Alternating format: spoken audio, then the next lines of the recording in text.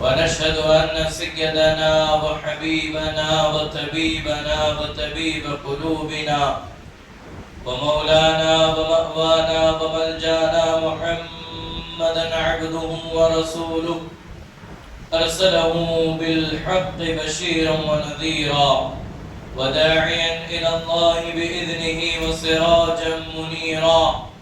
أما بعد، فأعوذ بالله السميع العليم من الشيطان اللعين الرجيم. بسم الله الرحمن الرحيم. يا أيها الذين آمنوا كتب عليكم الصيام كما كتب على الذين من قبلكم لعلكم تتقون. آمنت بالله صدق الله العظيم وبلغنا رسوله النبي الأمين المكين المختار الكريم، ونحن على ذلك لمن الشاهدين والشاكرين، والحمد لله رب العالمين. اللهم رب اشرح لي صدري ويسر لي أمري واحلل عقدة من لساني يفقه قولي. اللهم نور قلوبنا بالقرآن وزين أخلاقنا بالقرآن ونجنا من النار بالقرآن وادخلنا الجنة مع القرآن. تو شمع رسالت ہے عالم تیرا پروانہ، تو ماہ نبوت ہے اے جلوے جانانا. گر پڑ کے یہاں پہنچا مر مر کے اسے پایا، چھوٹے نہ الہی اب سنگے در جانانا. قابل قدر بزرگوں اور دوستوں، ہم عمر و نوجوان ساتھیوں، السلام علیکم ورحمۃ اللہ وبرکاتہ. بحمدہ تعالی و بکرم مصطفیٰ صلی اللہ علیہ وآلہ وسلم پھر سے ایک مرتبہ میں اور آپ جمعہ کریم کی سعادت سے بہرور ہو رہے ہیں. اللہ تبارک و تعالی اس کی برکتوں، رحمتوں، عنایتوں سے مجھ اور آپ کو مالا مال فرمائے. آئے کچھ عرض و معروض سے پیش کر ہم اور آپ مل کر سب سے پہلے اپنی اور ساری کائنات کے مرکز عقیدت انیس بے کساں چار سازے درد منداں کونین کے مسیحا مصطفیٰ جان رحمت شمع بزم ہدایت حضور احمد مجتبی محمد مصطفیٰ ارواحنا روح فدا صلی اللہ تعالی علیہ وآلہ وصحبہ وبارک وسلم کی بارگاہ گوہر بار میں عقیدت و محبت کے ساتھ بآواز بلند درود پاک تہدیہ پیش کریں. اللہم صلی علی سیدنا و مولانا محمد طب القلوب و دوائها وعافیت الابدان و شفائها و نور الابصار و ضیائها. صلاة و سلاما دائما سرمدا علیک یا سیدی یا حبیبی یا رسول اللہ صلی اللہ علیہ وآلہ وصحبہ وبارک وسلم تسلیما کثیرا کثیرا. رفیقان کرام قدر، ماہ شعبان المعظم کی 29 تاریخ ہمارے درمیان داخل ہو چکی ہے، اور یہ ماہ شعبان کا آخری جمعہ ہے جس کی میں اور آپ سعادت حاصل کر رہے ہیں. ان قریب چند لمحوں کے بعد وہ ساعت سعید، وہ عظمتوں، برکتوں، رحمتوں، سعادتوں والا مہینہ ہمارے اور آپ کے درمیان جلوہ گر ہونے والا ہے، جس میں عبادتوں کا ثواب کئی گنا بڑھا کر اللہ اپنے فضل سے اپنے بندوں کو عطا فرماتا ہے. آنے والا مبارک اور عظمتوں والا وہ مہینہ ہے جس کے اندر اللہ کی رحمتیں اپنے بندوں پر چھما چھم برستی ہوئی نظر آتی ہے. آنے والا مہینہ جب آتا ہے، جسے میں اور آپ ماہ رمضان المبارک کے نام سے یاد کرتے ہیں اور جانتے اور پہچانتے ہیں، یہ مہینہ جب آتا ہے تو گنہگاروں کے گناہوں کو جلا کر انہیں پاک و صاف کر کے چلا جاتا ہے. اور یہ مہینہ جب آتا ہے تو لوگوں کے اندر ایک تبدیلی لے آتا ہے. یہ مہینہ جب آتا ہے تو لوگوں کے اندر اللہ رب العزت کی طلب جو ہے وہ بڑھ جاتی ہے. یہ وہ مہینہ ہے جو سال بھر جن کے سجدے، جن کے پیشانیاں سجدوں سے محروم ہوتی ہیں، یہ مہینہ آتا ہے تو انہیں بھی اللہ سجدوں کی دولت عطا فرماتا ہے. اللہ کریم کی بارگاہ میں دعا گو ہوں کہ مولا تبارک و تعالی آنے والے ماہ رمضان المبارک کو میرے لیے، آپ کے لیے، تمام امت مسلمہ کے لیے ذریعہ نجات بنائے، ہماری مغفرت و نجات کا سامان بنائے۔ آج ہم اور آپ استقبال ماہ رمضان اور ماہ رمضان کے روزوں کے کچھ ضروری مسائل سننے کی سعادت حاصل کریں گے۔ اللہ رب العزت مجھے حق بولنے، آپ کو حق سننے، اس پر عمل کرنے اور اسے عام کرنے کی توفیق عطا فرمائے۔ رفیقان محترم، اللہ تبارک و تعالی قرآن مجید و فرقان حمید میں ارشاد فرماتا ہے، یا ایھا الذین آمنوا کتب علیکم الصیام کما کتب علی الذین من قبلکم لعلکم تتقون۔ اے ایمان والو، تم پر ماہ رمضان کے روزے فرض کیے گئے ہیں جیسا کہ تم سے پہلے جتنی امتیں گزری ہیں ان پر بھی روزوں کو فرض کیا گیا تھا، اور ان روزوں کے فرض کیے جانے کا مقصد صرف اور صرف یہ ہے تاکہ روزہ دار اور امت مسلمہ جو ہیں وہ متقی اور پرہیزگار بن سکیں۔ ماہ رمضان کے روزے اور ماہ رمضان کا مہینہ آتا ہے تو ہمیں پرہیزگار بنانے کے لیے آتا ہے، ہمیں تقوی اختیار کرنے والا انسان بنانے کے لیے آتا ہے۔ اب یہاں اللہ کے رسول علیہ السلام آج ہی کے دن 29 شعبان کو صحابہ کرام رضوان اللہ تعالی علیہ مجمعین کو جمع فرمایا۔ ہجرت کا دوسرا سال ہے۔ اللہ کے رسول علیہ السلام نے صحابہ کو جمع کر کے خطبہ ارشاد فرمایا اور صحابہ کو خوشخبری سنائی، اے صحابہ تمہیں مبارک ہو، تم پر ایک عظمتوں والا مہینہ، برکتوں والا مہینہ سایہ فگن ہونے والا ہے، اور فرمایا تمہارے پاس ایسا مہینہ تشریف لا رہا ہے جس میں اول رحمتہ، جس کا پہلا عشرہ رحمت ہے، وَأَوْسَطُهُ مغفرہ، اور درمیانی حصہ مغفرت و بخشش و نجات کا مہینہ ہے، وَآخِرَتُهُ عِتْقٌ مِّنَ النَّارِ، اور اس کا آخری عشرہ دوزخ سے آزادی کا مہینہ ہے۔ گویا رحمت، بخشش اور عذاب اور دوزخ سے آزادی کی ضمانت والا مہینہ تمہارے درمیان تشریف لا رہا ہے، اور اللہ رب العزت کا یہ حکم جو ہے اللہ کے رسول صلی اللہ علیہ وسلم سناتے ہیں، اور کہا کہ تم پر جو ہے وہ روزوں کو فرض کیا گیا ہے۔ رفیقان محترم، جب کوئی بندے مومن، جب کوئی بندہ اسلام میں داخل ہوتا ہے، کلمہ پڑھنے کے بعد، نماز قائم کرنے کے بعد، اس پر جو تیسرا فرض قائم ہوتا ہے، اس پر جو تیسرا فرض لازم آتا ہے، وہ ماہ رمضان المبارک کے 30 روزے ہیں۔ جس طرح کلمے کا حق ماننا، اقرار کرنا، اسے ماننا لازم اور ضروری ایمان کی بنیاد ہے، اسی طرح نماز اور روزہ بھی ایمان کے لیے لازم اور ضروری ہے۔ کوئی یہ کہے کہ روزہ جو ہے میں نہیں رکھتا، میں ساری عبادتیں کرتا ہوں، میں ساری عبادتیں بجا لاؤں گا، لیکن روزہ میں نہیں رکھ پاؤں گا یا نہیں رکھتا، صحت ہونے کے باوجود، ساری چیزیں ہونے کے باوجود اگر وہ روزے کی فرضیت کا انکار کرتا ہے تو وہ دائرے اسلام سے خارج ہو جاتا ہے، وہ اسلام سے نکل جاتا ہے۔ اس لیے کہ روزہ ہر مسلمان مرد عورت پر فرض کیا گیا، اور ماہ رمضان المبارک میں صبح صادق سے لے کر غروب آفتاب تک بنیت عبادت اللہ کی رضا کے لیے کھانا کھانے سے، پانی پینے سے، اور جو ہے مجامعات سے، تمام چیزوں کو ترک کر دینے کا نام روزہ ہے۔ جو بندہ اللہ کی رضا کی خاطر ماہ رمضان کے 30 روزے مکمل کرتا ہے، اللہ تبارک و تعالی اس کے پچھلے تمام گناہوں کو بخش دیتا ہے۔ اللہ تبارک و تعالی اس کے تمام گناہوں کو بخش دیتا ہے۔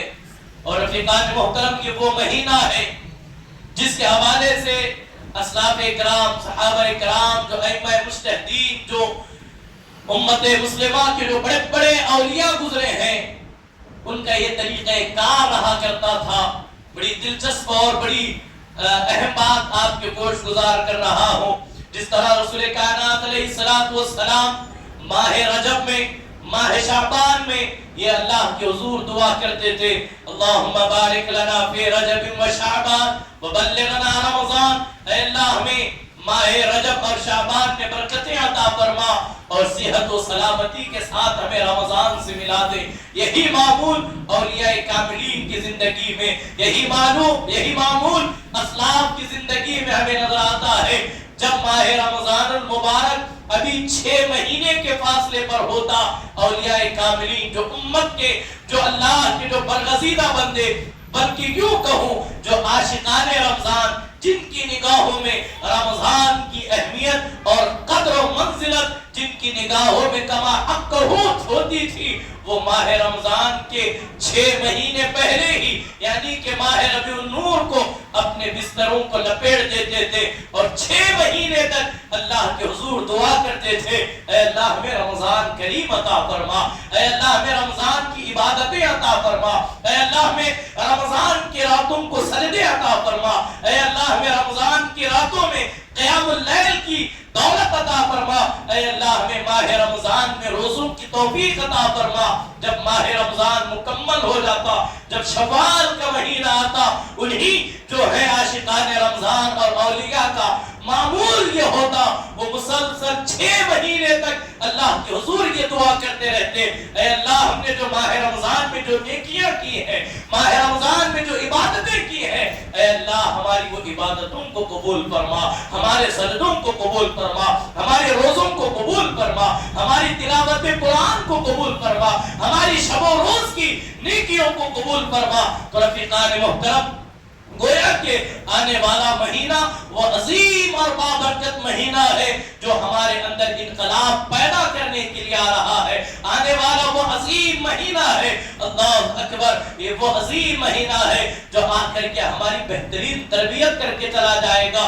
تو بہترین انسان وہ ہے جو اس کی کما حق قدر کرے، اس کے روزے رکھے، اس میں تلاوت قرآن کرے۔ فضیلتیں بے شمار ماہ رمضان کی موجود ہیں۔ جب ہم قرآن مقدس کی تلاوت کرتے ہیں تو اللہ تبارک و تعالی نے ماہ رمضان کے مہینے کے علاوہ پورے قرآن میں کسی اور مہینے کا ذکر نہیں فرمایا۔ ماہ رمضان کا ذکر کرتے ہوئے اللہ فرماتا ہے، شہر رمضان الذی انزل فیہ القرآن ھدی للناس وبینات من الھدی والفرقان۔ ماہ رمضان وہ مہینہ ہے جس میں ہم نے اپنی مقدس کتاب کلام مجید نازل فرمائی۔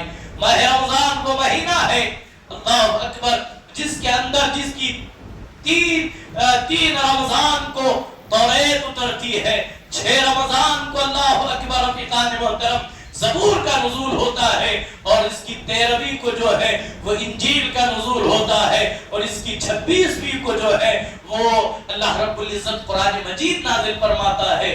جتنے آسمانی صحیفے جو مشہور و معروف ہے، اللہ نے ان کے نزول کے لیے اسی مہینے کو چنا اور چن کر کے امت کو بتایا، اپنے بندوں کو دکھایا کہ لوگوں سنو یہ مہینہ کتنا عظمتوں برکتوں والا مہینہ ہے۔ ماہ رمضان جب آتا ہے تو ماہ رمضان ہمیں قرآن کے قریب کر دیتا ہے۔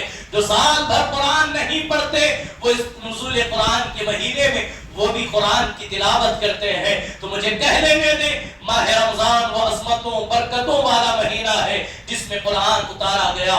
ماہ رمضان وہ مہینہ ہے جس میں صبر کی مشق کرائی جاتی ہے۔ ماہ رمضان وہ مہینہ ہے جس میں نیکیوں کی ترغیب دلائی جاتی ہے۔ ماہ رمضان وہ عظیم مہینہ ہے جس میں لوگوں سے غم خاری، جس کے اندر لوگوں کی دکھیاری، جس کے اندر لوگوں کے ساتھ بھلائی کرنے کا ہمیں سبق سکھایا جاتا ہے۔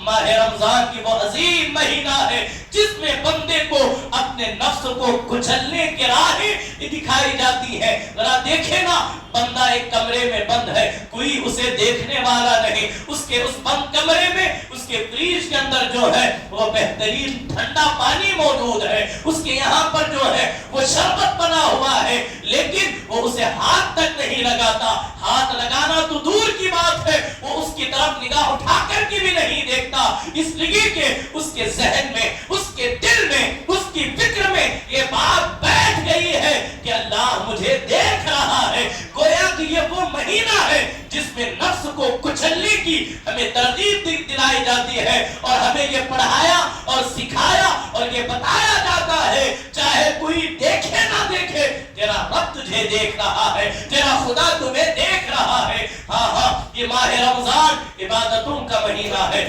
نیکیوں کو اکٹھا کرنے کا مہینہ ہے۔ یہ ماہ رمضان گریہ گزاری کر کے اپنے رب کے حضور رو کر کے گڑگڑا کر کے اپنے رب کو منانے کا مہینہ ہے۔ یہ وہ مہینہ ہے جس میں مغفرت و نجات حاصل کرنے کا مہینہ ہے۔ اللہ کے رسول صلی اللہ علیہ وآلہ وسلم ارشاد فرماتے ہیں خاک آلود ہو اس شخص کی نام جس نے ماہ رمضان کو پایا، جس کی زندگی کے اندر وہ صحت مند بھی ہے، وہ اس کے تندرست بھی ہے، اس کی طبیعت بھی اچھی ہے، لیکن باوجود وہ ماہ رمضان کے روزے رکھ کر کے رات میں قیام کر کے جو اپنے رب کو راضی نہیں کر سکا وہ شخص تباہ و برباد ہو جائے۔ اللہ اکبر۔ حدیث طویل ہے لیکن میں مختصر اس کا ایک جملہ آج کی اس موضوع کے مناسبت سے سنا رہا ہوں۔ اب ذرا ہم اپنا جائزہ لیں، ہم میں سے کتنے لوگ ایسے ہیں جو روزہ رکھ سکتے ہیں، کتنے لوگ ایسے ہیں جن کے اندر روزہ رکھنے کی طاقت ہے، باوجود اس کے کئی افراد ایسے ہیں جو بہانہ بنا کر کے روزہ چھوڑ دیتے ہیں، جو بہانہ بنا کر کے روزے کو ضائع کر دیتے ہیں۔ اللہ کے رسول صلی اللہ علیہ وآلہ وسلم ماہ رمضان کی فضیلت ارشاد فرماتے ہوئے اور صحابہ اکرام کو درس دیتے ہیں، کہتے ہیں لوگوں سنو یہ وہ عظمتوں والا مہینہ ہے، اس میں ایک نیکی کو اللہ 700 گنا بڑھا کر کے عطا کرتا ہے، جس میں نفل کا ثواب فرض کے قائم مقام ہو جاتا ہے، جس کے اندر فرض کو ایک رکعت فرض کو جو ہے اللہ رب العزت 70 فرضوں کے برابر قرار دیتا ہے، اور فرمایا جو بندہ اللہ کی رضا کی خاطر تمام کو روزے کے حقوق ادا کرتے ہوئے روزے کو پائے تکمیل تک پہنچاتا ہے، اللہ تبارک و تعالیٰ فرماتا ہے اے بندے تیرے لیے مبارک ہو، تو نے میری رضا کی خاطر روزہ رکھا، میں نے جنت کے 8 دروازے بنائے جو بند ہوتے ہیں کبھی کھلتے ہیں، لیکن جنت کے 8واں دروازہ ہے جس کا نام باب الریان ہے۔ اللہ فرماتا ہے جو بندہ روزے اختیار کرتا ہے 30 روزے رکھ لیتا ہے، قیامت کے دن اللہ فرماتا ہے اے روزے دار جنت کے 8 دروازے ہیں، تو جس سے چاہے داخل ہو، اور روزے دار کے لیے باب الریان کو مخصوص کیا گیا۔ اور جب ہم نماز پڑھتے ہیں، جب ہم صدقہ دیتے ہیں، جب ہم خیرات کرتے ہیں، جب کوئی نیکی کرتے ہیں تو اس کا ہمیں اجر بتایا گیا۔ ایک بار الحمدللہ پڑھنے پر اتنا ثواب، ایک لفظ پر اللہ 10 نیکیاں عطا فرماتا ہے، یہ ہمیں بتایا گیا، لیکن روزے کا ثواب کہیں نہیں بتایا گیا۔ اللہ تبارک و تعالی حدیث قدسی ہے فرماتا ہے روزہ میرے لیے ہے، یہ صرف میری عبادت ہے، اس لیے کہ ہم نماز پڑھتے ہیں تو لوگوں کو پتا چلتا ہے کہ یہ بندہ نماز پڑھ رہا ہے، جب ہم خیرات کرتے ہیں صدقہ دیتے ہیں تو پتا چلتا ہے کہ فلاں شخص صدقہ و خیرات کرتا ہے، لیکن روزہ ایک ایسی چھپی ہوئی عبادت ہے جو کسی کو معلوم نہیں ہوتی۔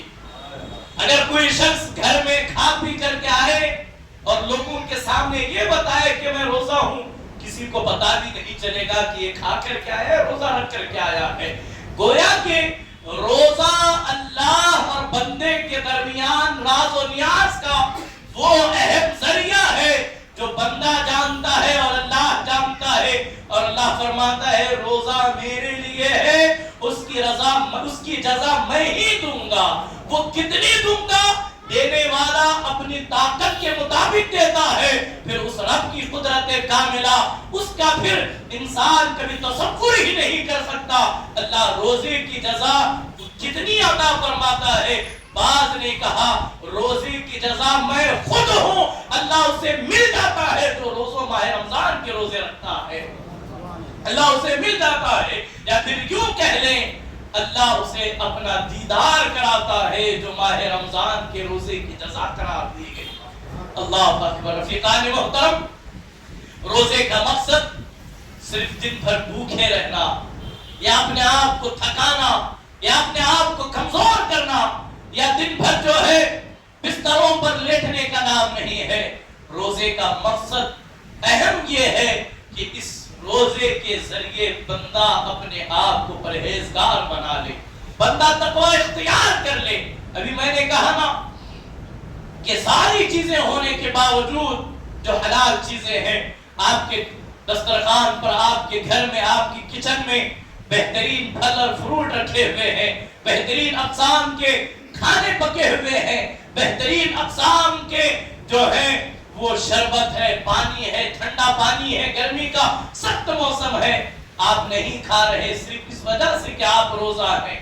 اب اللہ رب العزت کے حضور ذرا بیٹھ کر کے بندہ تصور کرے، اے اللہ میں روزے کی حالت میں ان چیزوں سے بھی بچتا ہوں جو چیزیں میرے لیے حلال تھی، کھانا میرے لیے حلال ہے، پینا میرے لیے حلال ہے، جو میری بیوی ہے جو میرے نکاح میں ہے وہ میرے لیے حلال ہے۔ جب حالت روزہ میں یہ ساری چیزیں میں ترک کر دیتا ہوں تو پھر ذرا انسان تصور کرے، پھر وہ بندہ جسے اللہ نے روزے ازل سے حرام قرار دیا ہے اس کی طرف بالآخر کیسے جا سکتا ہے؟ وہ کیسے جا سکتا ہے؟ یہی تربیت تو ماہ رمضان ہمیں کرانے کے لیے آتا ہے۔ بندے دیکھ جس طرح تو نے حلال چیزوں کو صرف اللہ کی خاطر ترک کر دیا، اب تیرے اوپر لازم ہے وہ باتیں، وہ چیزیں، وہ کام جو اللہ نے پہلے دن ہی سے حرام کیے ہیں اس سے تجھے کتنا دور رہنا چاہیے۔ تو روزے کا مقصد تقوی اختیار کرنا ہے، دن بھر بھوکا رہنا، صرف پیاسا رہنا۔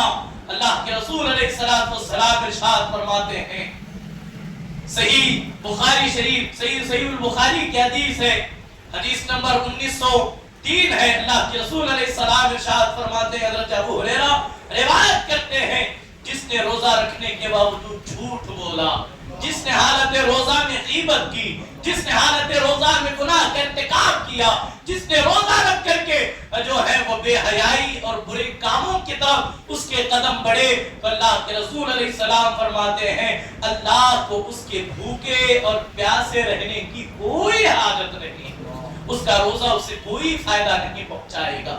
روزہ نام ہے ہر برائی سے پرہیز کرنے کا۔ گویا کہ یہ مہینہ ہماری تربیت کے لیے آ رہا ہے۔ اے بندے جس طرح تو کھانے پینے سے بچ رہا ہے، تجھ پر لازم ہے کہ تو جھوٹ سے بھی پرہیز کرے، تو جھوٹ سے بھی پرہیز کرے، گالی گلوچ سے پرہیز کرے، بری باتوں سے پرہیز کرے، بے حیائی باتوں سے پرہیز کرے۔ اور خاص کر کے ایک بڑا طبقہ آج ہمارے درمیان ایسا بھی ہے، آپ اب صرف نوجوان ہی نہیں بلکہ معاشرے کا ہر فرد اس میں ڈوب چکا ہے۔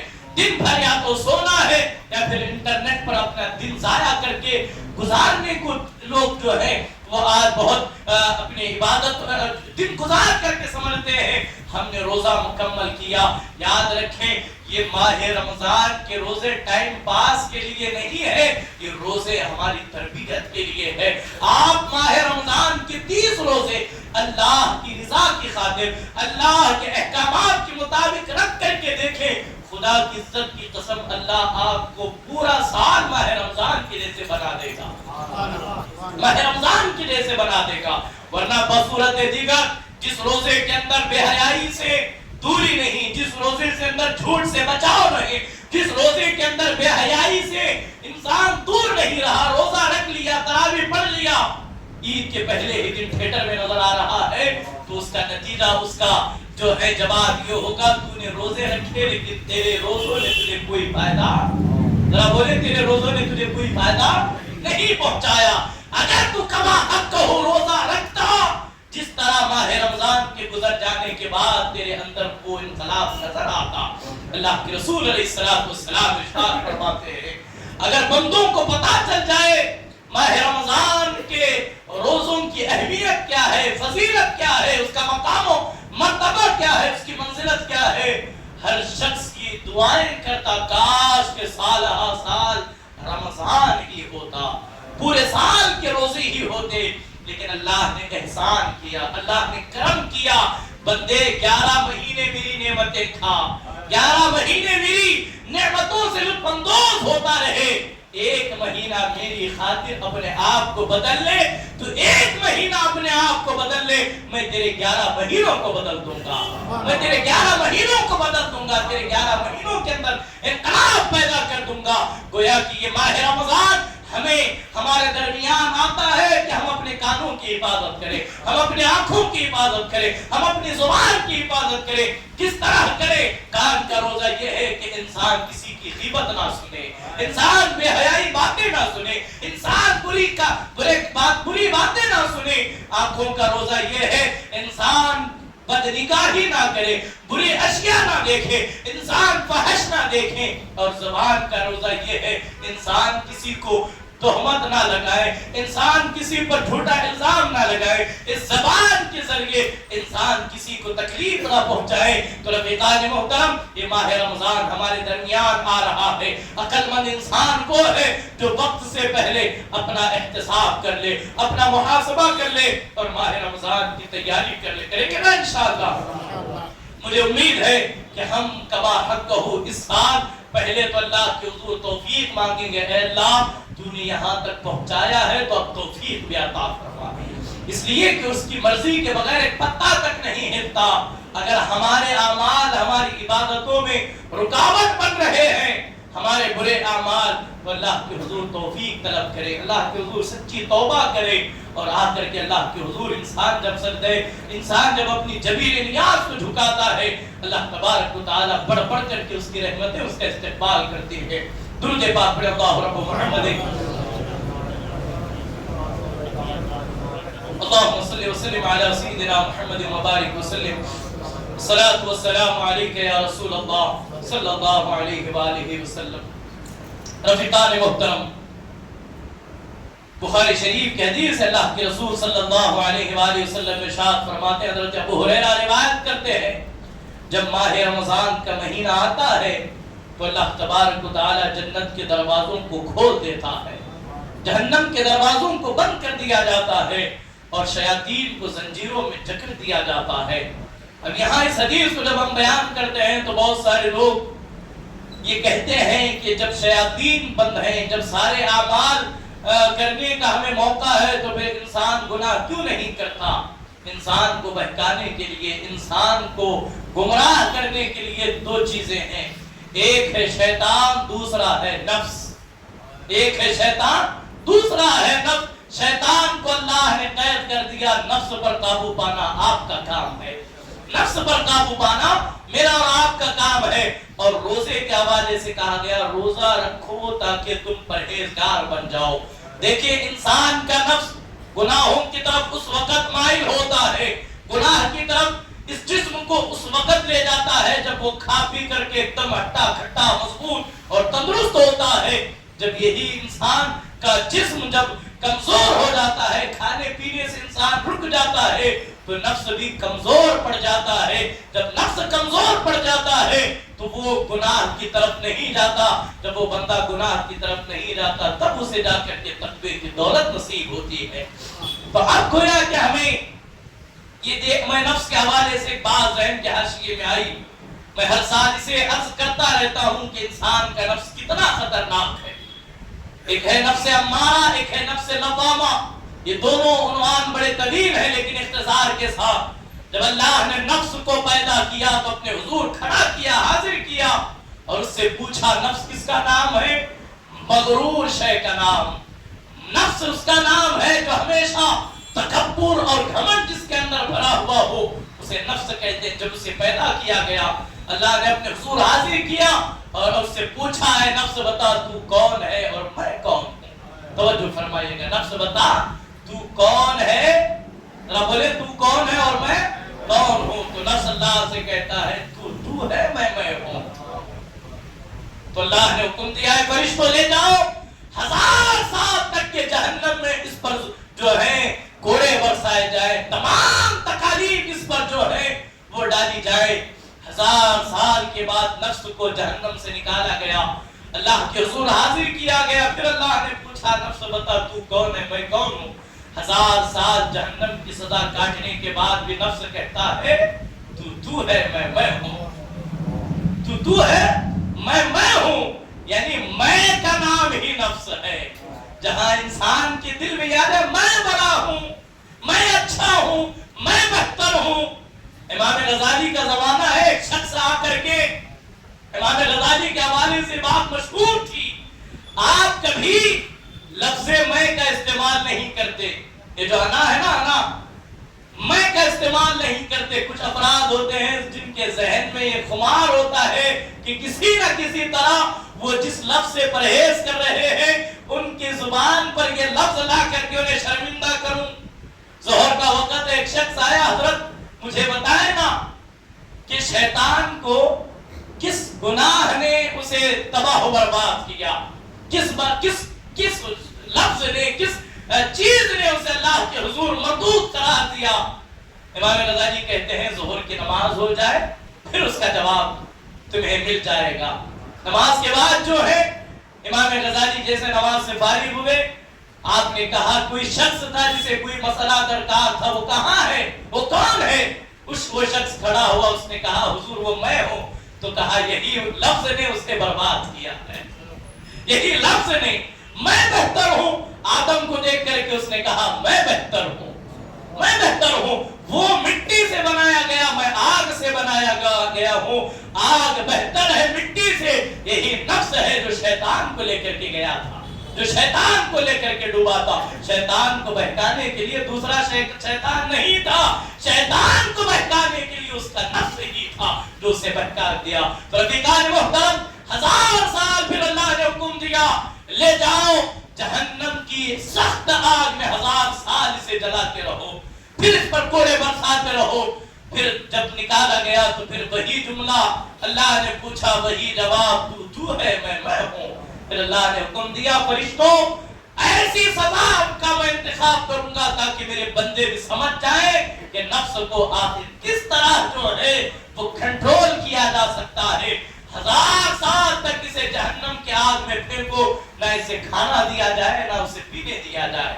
1000 سال کے بعد جب جہنم سے فرشتے پکڑ کر کے کھینچ کر کے اٹھا کر کے لائے ہیں، اب نفس کمزور نڈھال ایک دم لاغر ہو چکا ہے. پوچھا ہے نفس بتا تو کون ہے، میں کون ہوں؟ جواب دیا اے اللہ تو میرا خالق ہے، میں تیرا بندہ ہوں. یعنی کہ یہ ماہ رمضان کا روزہ آتا ہے تو ہمیں پرہیزگار بنا. لیکن اب انسان کا نفس کمزور ہے تو گویا کہ اب انسان اپنی روحانی طاقت کو بڑھا سکتا ہے، اپنے نفس پر قابو پا سکتا ہے. جو ماہ رمضان میں جو ہمارا نظریہ ہوتا ہے اللہ دیکھ رہا ہے، وہ اس نظریے پر ایسا ثابت قدم ہو جائے سال بھر اس کے ذہن میں، اس کے دل میں، اس کے گمان میں یہی بات رہے کہ اللہ مجھے دیکھ رہا ہے، اللہ مجھے دیکھ رہا ہے. رفیقان محترم، ماہ رمضان ہمارے درمیان آنے والا ہے، تو لہذا یہاں متقی کا لفظ استعمال ہوا. اللہ فرماتے تاکہ تمہیں پرہیزگاری اور تقوی اختیار کرنے کے بعد تمہیں لعلکم تتقون، تاکہ تم پرہیزگار اور متقی بن جاؤ. یہاں علامہ فضیل ابن علی فرماتے ہیں متقی کسے کہتے ہیں؟ متقی وہ ہیں جو جنت کے وارث ہوتے ہیں. جنت کے وارث متقین کو کہا گیا، متقین جنت کے حقدار ہیں. تو لہذا دنیا کا 10 روپے کا نوٹ یوں ہی کسی کے جیب میں نہیں آتا. تو جنت کیا اتنی معمولی اور ہر کی شے کا نام ہے جو یوں ہی کسی کی جھولی میں ڈال دیا جائے؟ تو اس کے لیے کچھ کرنا پڑے گا. رات کے سجدوں کی ضرورت ہے، اللہ کے حضور گڑ گڑانا ہوگا. یہ مہینہ ہمیں اللہ کے قریب کرنے والا مہینہ ہے. تو لہذا کسی اہل دل نے کہا تھا ماہ رمضان میں جس طرح شیاطین کو بند کیا جاتا ہے، کاش کہ انٹرنیٹ کو اگر بند کر دیا جائے تو پوری دنیا مسلمان اور جنتی ہو جائے. اس لیے کہ آج جس دور سے مراد گزر رہے ہیں ساری فساد اور ساری جو ہے برائیاں اسی انٹرنیٹ کی وجہ سے جو ہے وہ ظہور پذیر ہوتی ہیں. تو لہذا ضروری ہے کہ ماہ رمضان میں ہم ان ساری چیزوں سے پرہیز کریں. ماہ رمضان آیا ہے، آپ کے پاس کوئی کام نہیں ہے تو جنہیں قرآن پڑھنا آتا ہے وہ کم سے کم ایک ختم قرآن کر لیں، ایک مرتبہ قرآن مقدس پڑھ لیں. پڑھیں گے نا انشاءاللہ؟ ایک مرتبہ ختم قرآن کریں اور ساتھ ہی ساتھ 1 12 یا 10 رکوع یا 15 رکوع یا 20 رکوع جتنا بھی ممکن ہو سکے اتنا حصہ ترجمے کے ساتھ پڑھیں. کیونکہ قرآن پڑھنے کے ساتھ ساتھ قرآن سمجھنا لازم اور ضروری ہے. الفاظ سے کیا الفاظ سے نتیجہ نہیں نکلتا، اس لیے کہ ہم نہ عربی جانتے ہیں نہ ہم عربی سمجھتے ہیں، صرف ہمیں عربی پڑھنا آتا ہے۔ تو جب آپ جس زبان میں بھی آپ قرآن کا ترجمہ پڑھ سکتے ہیں آپ خود پڑھیں، اور انشاءاللہ ہر سال جس طرح ماہ رمضان میں تلاوت کرتا جو قرآن اور حصہ ہوتا ہے اس کا مختصر سا تعارف اور تفسیر بھی پیش کی جاتی ہے، بیان کی جاتی ہے، اس میں بھی آپ بیٹھے رہیں اور سنیں کہ آخر ہم سے قرآن کس چیز کا مطالبہ کرتا ہے، یہ ضروری ہے۔ اور جسے قرآن پڑھنا نہیں آتا ان کے لیے بھی یہ ہے کہ وہ کم سے کم قرآن ایک مرتبہ پورے قرآن کے الفاظ کو دیکھ تو بھی لے، ہر لفظ پر انگلی تو پھیر لے، اس لیے کہ وہ عظیم کتاب ہے جس کا پڑھنا بھی عبادت، جس کا دیکھنا بھی عبادت، جس کا چھونا بھی عبادت۔ جسے نہیں پڑھنا آتا کم سے کم انگلی تو پھیرے قرآن پر اور کوشش کریں قرآن پڑھ لے، قرآن سیکھنے کی، قرآن کو پڑھنے کی۔ انشاءاللہ اللہ نے توفیق دی تو آپ قرآن پڑھ بھی لیں گے اور قرآن سمجھ بھی لیں گے، کریں گے نا انشاءاللہ۔ گھروں میں یہ معمول بنائے، وقت سے پہلے مسجد میں حاضر آئیں، آ کر کے جتنا وقت میسر ہو۔ یہاں لوگ قرآن پر قرآن دے دے کر کے مساجد میں اتنے قرآن جمع ہے، دیمک لگ رہا ہے، کوئی اٹھا کر کے پڑھنے والا نہیں ہے۔ وہی ماہ رمضان کو غنیمت جان کر قرآن کھولا جائے۔ جس دن امت قرآن سے جڑ جائے گی اس دن انقلاب پیدا ہو جائے گا، اس دن انقلاب پیدا ہو جائے گا۔ قرآن سنیں، جہاں قرآن مقدس کی تلاوت ہوتی ہے وہاں قرآن سنیں، اس لیے کہ قرآن سننا بھی عبادت، اور یہ ثواب اور یہ عبادت ماہ رمضان میں اس کا مقام اور منزلت اور بھی بڑھ جاتی ہے۔ اخیر میں اپنی گفتگو کو سمیٹتے ہوئے دو تین باتیں آپ کی گوش گزار کر کے اپنی گفتگو کو مکمل کروں۔ رفیقان محترم، جیسے کہ ماہ رمضان کے حوالے سے کہا گیا یہ مہینہ ہمدردی کا مہینہ ہے، یہ مہینہ خیر خواہی کا مہینہ ہے، یہ مہینہ ایک دوسرے کا خیال کرنے کا مہینہ ہے۔ تو جتنے لوگ صاحب استطاعت ہیں، جنہیں اللہ نے مال سے نوازا ہے، وہ اللہ کا شکر ادا کریں۔ الحمدللہ تمام افراد ماہ رمضان کے اواخر میں آخری عشرے میں اپنی زکوٰۃ، صدقات، فطرات وغیرہ نکالتے ہیں۔ الحمدللہ اللہ سب کے دینے کو قبول کرے۔ نیتیں اچھی ہوں گی تو اللہ دینے سے زیادہ ثواب بھی عطا کرے گا، لیکن اس سے قبل میری اور آپ کی تیاری یہ ہونی چاہیے ہمارے گھر کے آس پاس، ہمارے پڑوس میں یا پھر ہمارے اپنے رشتہ داروں میں جو لوگ غریب ہیں، جو مفلس ہیں، جن کے گھر کے حالات جو خستہ حالات سے گزر رہے ہیں، جو حالات کے مارے ہوئے ہیں، جن کے پاس کوئی کاروبار یا کام نہیں ہے، ہم اپنے لیے یہ لازم کر لیں کہ ہم ان کے لیے بہترین سحری کا انتظام کریں گے نا انشاءاللہ۔ ان کی سحری کا، ان کی افطاری کا، اس لیے کہ عید کا انتظام ہو یا نہ ہو اس میں کوئی حرج نہیں ہے۔ عید کا انتظام نہ بھی ہو، اچھا لباس نہ بھی ہو، تب بھی جو ہے عید ہو جاتی ہے، لیکن اس سے بہتر، اس سے پہلے ضروری ہے کہ ہم ان کی سحری، کئی گھر ایسے ہوتے ہیں جو بھیک مانگنے والے ہو تو نہ کبھی روزہ رکھتے ہیں نہ کبھی نماز پڑھتے ہیں، یہ تو حقیقی چیز ہے۔ آپ دیکھیں جتنے بھکاری آپ کو نظر آئیں گے وہ یوں ہی سال ہر سال راستوں پر، وہ اپنے لیے اپنی عبادت نہیں کرتے، وہ آپ کے لیے کیا خاص دعا کریں گے۔ لیکن وہ افراد جو حالات کے مارے ہیں لیکن غیور ہیں، خوددار ہیں، کبھی کسی کے سامنے ہاتھ نہیں پھیلاتے۔ آج بھی ہماری کئی بہن بیٹیاں ایسی ہیں آج بھی جو نمک اور پانی سے روزہ افطار کرتی ہیں۔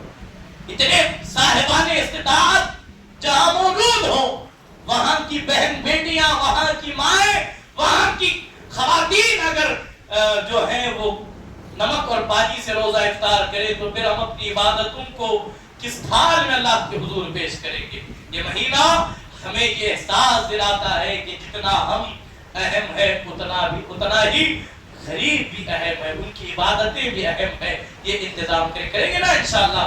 ہم جانتے اگر وہ بہتر حالات میں بھی ہے تو آپ کوشش کریں ان کے حالات کو اور بہتر بنائیں۔ اور جو لوگ روزہ نہیں رکھتے، بہانے بناتے ہیں سخت کام کے، تمام دوسرے دیگر، حضرت ہم گٹکا نہیں چھوڑ سکتے، یہ کر سکتے نہیں، وہ نہیں کر سکتے، یاد رکھیں بہت سارے لوگ یہ بہانہ بناتے ہیں کہ ہم روزہ رکھتے ہیں تو بیمار ہو جاتے ہیں، کہیں مر نہ جائیں۔ اللہ کے رسول صلی اللہ علیہ وآلہ وسلم جس کی زبان سے ہم نے بن دے کے خدا کو ایک مانا، جس کی زبان کے کہنے سے ہم نے اللہ کے کلام کو، کلام مجید قرآن کو اللہ کا کلام مانا، وہ نبی فرماتے ہیں روزے رکھنے کے بہانے سے بہانہ نہ بناؤ. حضرت ابو ہریرہ روایت کرتے ہیں اللہ کے رسول علیہ السلام نے ارشاد فرمایا صوموا تصححوا، روزہ رکھو صحت مند ہو جاؤ گے. سائنس بھی کہتی ہے انسان کے وجود کے اندر کچھ ایسے جراثیم ہوتے ہیں کہ سال بھر میں کچھ دن انسان بھوکا رہتا ہے تو وہ ایک جراثیم دوسرے جراثیم کو کھا جاتے ہیں جس سے کینسر کے خطرات ختم ہو جاتے ہیں. ورنہ سال بھر انسان کھاتا پیتا رہا تو پھر وہ جراثیم ایسی شکل اختیار کر جاتے ہیں کہ وہ اپنے آپ کے لیے مصیبت بن جاتے ہیں. اسی لیے تو ماہ رمضان کے ساتھ ساتھ ایام 20 کے روزے رکھنے کا بھی ہمیں حکم دیا گیا. المختصر اتنا بہانہ نہیں چلے گا. حضرت مولا کائنات علی المرتضی شیر خدا حیدر کرار فرماتے ہیں مجھے دو چیزیں بڑی پسند ہے. ایک سخت گرمی کے طویل روزے، سخت گرمی کے طویل لمبے روزے، اور سخت ٹھنڈی میں وضو کرنا مجھے بہت پسند ہے. یعنی کہ جس عبادت میں جتنی تکلیف ہوتی ہے اس عبادت کا بدلہ بھی ویسے ہی عطا کیا جاتا ہے. میں نے گزشتہ سال یہ بات کہی تھی، شاید آپ کے ذہن کے حاشیے میں ہوگی، ہر ایک کا روزہ برابر نہیں ہے. اے سی میں بیٹھ کر تسبیح پڑھنے والا اور تیز چلچلاتے ہوئے دھوپ میں پھیرا ڈھکیلنے والے کا روزہ برابر نہیں ہو سکتا. اس کا اجر اور ہے، اس کا اجر اور ہے. جو روزے میں جتنی تکلیف اٹھاتا ہے اللہ اپنے فضل سے اتنا ہی اجر عطا کرتا ہے. روزے رکھیں. اللہ کے رسول علیہ السلام فرماتے ہیں ایک روزہ ماہ رمضان کی 30 روزے انسان کے سال بھر کے گناہوں کا کفارہ بن جاتے ہیں. اور دوسری، میں بڑی ذمہ داری کے ساتھ اور معذرت کے ساتھ اگر کسی کو برا لگے تو مجھے معاف کریں، لیکن ایک شرعی مسئلہ ہے جسے بیان کرنا سمجھنا میرے لیے آپ کے لیے لازم ہے. انسان دن بھر روزہ رکھ کر کے تھک ہار کر کے جب اللہ کے حضور آتا ہے تو مساجد میں یا دیگر راستوں پر بہت سارے افراد جو ہیں روزہ افطار کرانے کا اہتمام کرتے ہیں. کرنا چاہیے الحمدللہ. اللہ کے رسول علیہ السلام کی حدیث بھی ہے کہ افطار کرانے والے کو بھی اتنا ہی ثواب ملتا ہے جتنا روزہ رکھنے والے کو ملتا ہے، اس کے ثواب میں کمی کیے بغیر. لیکن بدقسمتی سے جن کا ذریعہ معاش، جن کی کمائی، جن کا بزنس، جن کا کاروبار حلال نہیں ہے، توجہ فرمائیے، جن کا کاروبار حلال نہیں ہے، آپ اجتناب کریں روزہ داروں کو افطار کرانے سے. اس لیے کہ لقمہ حرام سے ہم افطار کریں گے تو ہمارا پورا روزہ ضائع ہو جائے گا. اللہ نے زبان دی تاکہ زبان چکھ کر کے بتائیں اس کا ذائقہ کیسا ہے. ہاتھ دیے یہ ہاتھ بتائے نرم ہے یا سخت ہے. ناک دی اللہ نے کہ یہ محسوس کرے انسان کہ وہ اچھا ہے، سڑا ہوا ہے یا گلا ہوا ہے یا تازہ ہے یا باسی ہے. اب اللہ نے عقل دی، انسان اٹھانے سے پہلے لقمہ دے کے حلال ہے یا حرام. نمک سے روزہ کھول لیں، کھجور سے روزہ کھول لیں. اچھی نعمتوں کے بجائے اپنی عبادتوں کی حفاظت کریں. اس لیے کہ صرف انسان کے کھانے کا، انسان کی غذا کا مزہ، انسان اس کا لطف صرف اسی وقت تک لے سکتا ہے جب تک کہ حلق سے نیچے نہ اتر جائے، جب تک زبان پر ہو.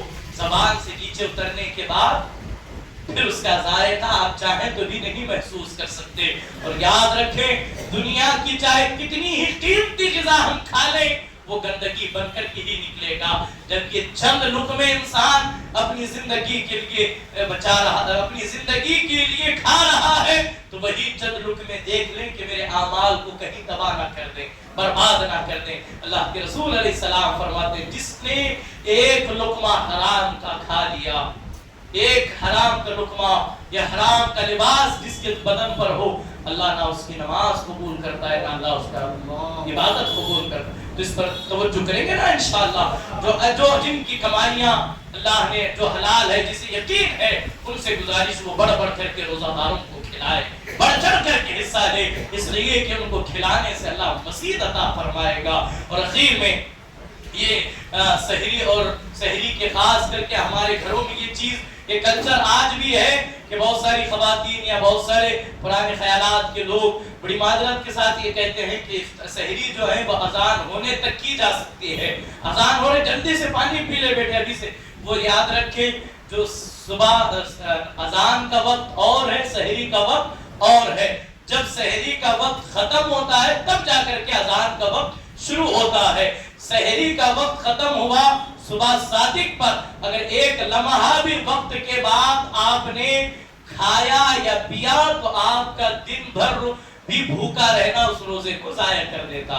تو لہٰذا انجمن اسلام کے ذریعے سے جو کارڈ آپ کو دیا جا رہا ہے، جو اوقات بتائے جا رہے ہیں، انہی اوقات پر جسے علماء کرام نے مل بیٹھ کر کے اتفاق رائے کے ساتھ وقت سے پہلے 2-3 منٹ احتیاط کرتے ہوئے جو اوقات جو نقشہ مرتب کیا ہے اسی کے مطابق اپنی سحری کو مکمل کریں گے نا انشاءاللہ۔ اور ہر شخص جو ہے خاص کر کے اس پورے مہینے تہجد کا اہتمام کریں، امت مسلمہ کے لیے دعا کریں، تمام جو ہے وہ خصوصاً اہل فلسطین کے لیے، اہل غزہ کے لیے، قبلہ اول بیت المقدس کے لیے، وطن عزیز ملک ہندوستان کی خوشحالی کے لیے دعا کریں۔